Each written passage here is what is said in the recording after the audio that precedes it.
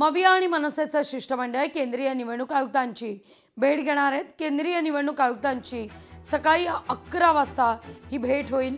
मतदार यादीतील घोळासंदर्भात आयोगाला निवेदन दिलं जाणार आहे। स्थानिक स्वराज्य संस्था निवडणुकीच्या घोषणेपूर्वी ही भेट होतीये, त्यामुळे ही भेट महत्त्वाची आहे। राज्य निवडणूक आयोगाची 6 नोव्हेंबरला म्हणजेच परवा पत्रकार परिषद आहे। या पत्रकार परिषदेच्या माध्यमातून निवडणुका जाहीर होण्याची शक्यता वर्तवली जाते। त्याबरोबर 48 तास आधी ही भेट होतीये।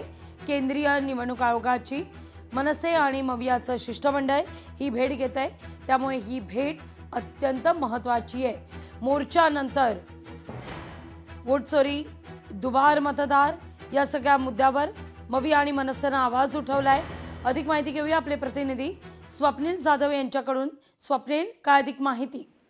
लघवी दुबार मतदार आणि मतदार यादीतील त्रुटींसंदर्भात आता महाविकास आघाडी मनसेचं शिष्टमंडळ हे दिल्लीतील केंद्रीय निवडणूक आयोगाचे आयुक्त ज्ञानेश कुमार यांची भेट घेणार आहेत। त्यांना सुद्धा या संदर्भात निवेदन देणार आहेत आणि काही पुरावे हे महाविकास आघाडी आणि मनसेच्या शिष्टमंडळासोबत आहेत, ते पुरावे सुद्धा सादर करण्यात येणार आहेत। काही नोंदी या महाविकास आघाडी आणि मनसेकडून शोधण्यात आलेल्या आहेत। काही दुबार मतदारांची नावं आहेत, तर काही त्रुटी या समोर आणण्यात येणार आहेत। त्यानंतर खरं तर केंद्रीय निवडणूक आयोगाकडून काय यावरती कारवाई केली जाते आणि ही जी यादी आहे ती सदोष करण्यासाठी काय पावलं उचलली जातात हे पाहणं महत्त्वाचं आहे। मात्र आजची भेट ही 11 वाजता होणार असल्याचं सांगण्यात आलेलं आहे। मात्र ही भेट पुढेही जाऊ शकते, त्यामुळे आज दिवसभरामध्ये दिल्लीमध्ये महाविकास आघाडी आणि मनसेचं शिष्टमंडळ हे तळ ठोकून असणार आहे, त्यामुळे पुढची भूमिका नक्की काय असणार हे पाहणं महत्त्वाचं आहे।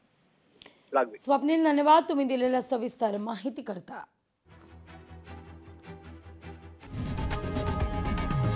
लोकशाही मराठी ऐका, पहा, जागरूक रहा।